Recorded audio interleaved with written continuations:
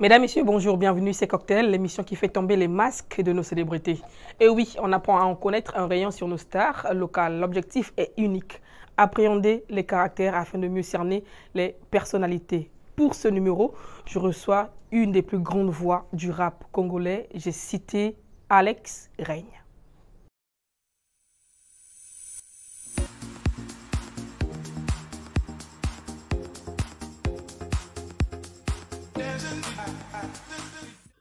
Alex Reigne, bonjour, merci d'avoir accepté cette invitation. Bienvenue sur ce plateau de Cocktail. Comment tu te portes? Ça va, merci. Bonjour, merci de m'avoir invité. C'est très gentil. Mais je t'en prie, c'est un plaisir. Et déjà, d'entrée de jeu, pour bien nous mettre, un petit freestyle. Alors, d'après les dires, je suis la rappeuse sexy et d'ailleurs la plus douée. Faudrait des milliers de beats sur trône afin de me clouer. J'ai la tête dans les nuages, je flotte, on dirait de la bouée. Les rappeurs sont complexés, j'arrive posé avec mes jouets. Là, je reviens pour les paumes avec la good vibe. Vu qu'elles n'ont passé de niveau ainsi et fait la life. Négro, guette un peu la prod, bah oui, je fais du sale. Je suis le terminateur du game et sans gilet par balle. Ne confonds pas la maman que je suis avec ses bébés.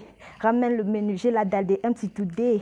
Je suis une bad gal, une lionne dans le game. Je veux le respect d'une bombe, Alex Reigne, it's my name. En tout cas, bienvenue, en tout cas, bravo, bravo, flow de ouf, flow de dingue. Merci. Comme on dit dans le jargon urbain. Tu t'inspires de quelqu'un? Oui, de plusieurs artistes. Hein. Qui notamment? De Booba. Avant, je m'inspirais de Mélanie quand elle faisait encore son rap. James. Oui. Et de beaucoup de rappeuses américaines, Nicki Minaj, Cardi B. Ça, c'est une grosse pointure. Oui, c'est grosse pointure. Indétrônable. D'ailleurs, le rap est un univers où règne beaucoup de violence verbale, même des fois physique, des gros mots dans des textes ou dans le langage parlé. La drogue ne traîne pas trop loin de là aussi. Je voudrais savoir, est-ce que c'est la même réalité dans l'univers rap congolais? Dans l'univers rap congolais, oui, je pense que c'est la même réalité, mais ça dépend de certaines personnes. Déjà, moi, notamment, je ne consomme pas de l'alcool pour... Non, à rien, pour pouvoir me mettre dans la vibe, comme ils ont l'habitude de dire. Non, non, je ne touche pas et je fais comme ça.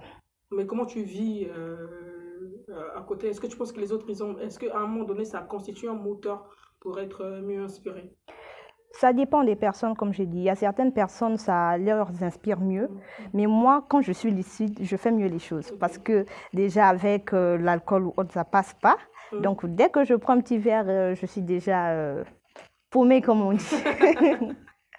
Quand tu es venu au rap, tu savais que ça se passait de cette manière? Ça n'a pas constitué une influence pour toi? Oui, je savais que ça se passait comme ça, mais moi, j'ai une certaine image du rap et j'aimerais ramener quelque chose de nouveau. Donc, j'aimerais être moi-même et non suivre les autres. Pour moi, je me dis que pour moi, ça marche bien avec son. Donc, je continue son. Super. À la base, le rap est une musique de revendication, une musique née dans la rue. C'est né pour revendiquer des inégalités sociales. Ce qui fait qu'aujourd'hui, c'est un genre beaucoup pratiqué par les hommes. Très peu de femmes se sont démarquées. Et quoique on a eu des grands noms comme James aujourd'hui, Aya Nakamura qui était avant dans le rap. Toi, comment tu es tombée dedans déjà?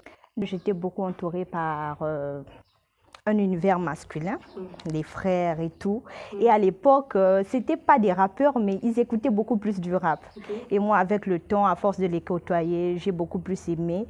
Et je me suis mise à écrire des textes et tout. Mais comme je n'avais pas la voix qu'il faut pour le chant, oui. Bon, en fait, c'est ce que je me dis, le chant, ça implique beaucoup plus. Je me suis dit, bon, comme vous l'avez dit, le rap implique beaucoup plus un univers masculin, c'est beaucoup plus les hommes qui le font. Je me suis dit, bah, si j'allais dans le sens de faire du chant. Après, j'ai vu que ça ne marchait pas parce que la voix, c'était pas trop ça, ça impliquait beaucoup. Et je me suis dit, bon, je pense que... Oui, trop exigeant. Je me suis dit, bon, je pense que le rap, ça serait mieux pour moi, en fait. Et donc, tu as commencé avec quel âge? J'ai commencé. À l'époque, j'ai commencé à écrire à 12 ans. J'écrivais des petits trucs comme ça et tout. Et c'est à 15 ans, j'ai rencontré un ami qui a lu ce que j'ai eu à écrire et qui m'a proposé d'exprimer cela dans un studio et tout. Après, c'est parti comme ça. Et quel est le message ultime derrière ta plume et derrière ton flow aujourd'hui? Le message ultime, c'est d'inciter beaucoup plus les femmes à s'affirmer, à s'imposer. Parce que beaucoup de femmes aiment bien la musique, mais elles ont peur de s'engager. Moi, je pense que ça dépend de leur manière d'être. Donc, si elles décident de faire quelque chose de droit, d'ailleurs, moi, la plupart de mes textes, si vous m'écoutez, vous allez remarquer que je suis beaucoup plus thématique que certaines qui vont dans la facilité, raconter des conneries et autres. Donc, elles peuvent s'imposer dans ça. Elles peuvent également inciter beaucoup de femmes, encourager beaucoup de femmes également à faire du rap, s'imposer, parce que le rap, comme certaines personnes ont l'habitude de juger, c'est pas seulement, comment je pourrais dire ça, quelque chose de facile, quoi.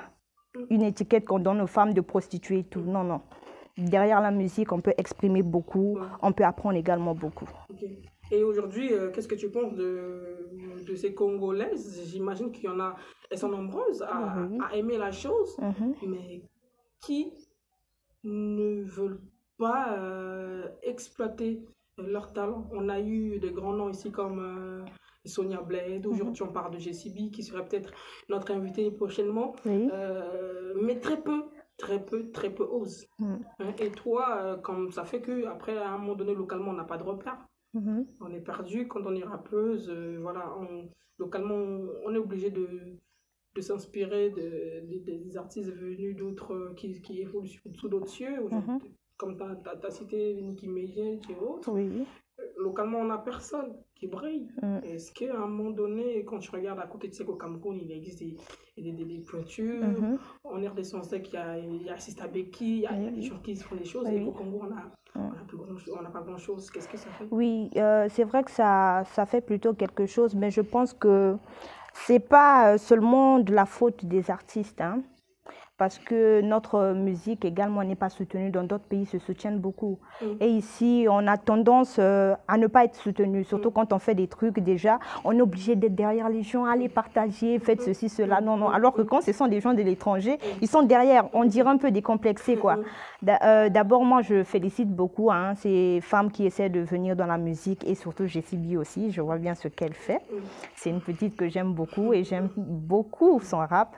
Et j'aimerais que d'autres femmes également prennent cette initiative de pouvoir faire les choses. C'est vrai que c'est beaucoup compliqué parce que la musique congolaise, c'est pas trop ça. Mais je pense qu'on n'a pas le droit de jeter l'éponge, qu'on doit continuer à se battre pour essayer de pouvoir faire les choses. Aujourd'hui, tu pratiques le rap, tu le pratiques d'abord comme c'est d'abord une passion. Est-ce que tu envisages une carrière professionnelle, ne vivre que de ça? Oui, c'est une passion. J'envisage aussi une carrière professionnelle. C'est comme on dit, on ne sait pas ce que l'avenir nous réserve. Si ça marche, tant mieux. C'est comme je dis, la difficulté, c'est notre pays et tout. Maintenant, si les choses marchent et que ça aille un peu plus loin, voilà, j'en serais vraiment ravie.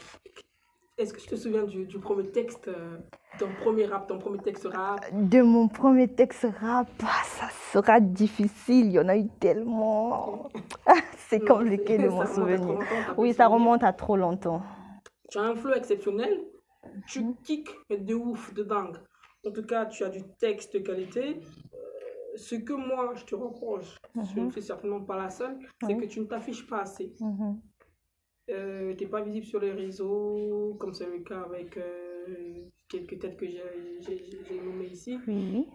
Est-ce que c'est un choix fait de façon délibérée? J'en suis parfaitement consciente. C'est un choix. C'est un choix que j'ai fait de ne pas trop être, je dirais pas actif. Je suis active, mais le fait de m'afficher beaucoup de photos, des vidéos, et tout ce que je publie sur mes réseaux sociaux, c'est ce qui concerne spécialement ma musique. Les photos et des vidéos simples, des délires, je le fais pas souvent. Et aussi, c'est par rapport à beaucoup d'occupations aussi que j'ai dans ma vie privée. Voilà pourquoi. D'accord, ok, on comprend mieux. Donc, tu vas faire préserver ta vie privée, voilà, pas tout afficher, c'est ça. Préserver ce côté mystérieux. Oui, ce côté mystérieux. Voilà, c'est très important, c'est très bien. Comment tes parents ils perçoivent ton art? Au début, j'avais peur, j'appréhendais surtout pour mon père. Mais par contre, ma mère, elle aimait bien ce que je faisais. Et après, une fois, mon père a découvert cela. En rentrant de son voyage, il m'a ramené une guitare comme pour m'encourager. Comme voilà, il a donné sa bénédiction. Oui, voilà. Et tu joues de cette guitare-là ou pas? Oui, je joue. Très bien.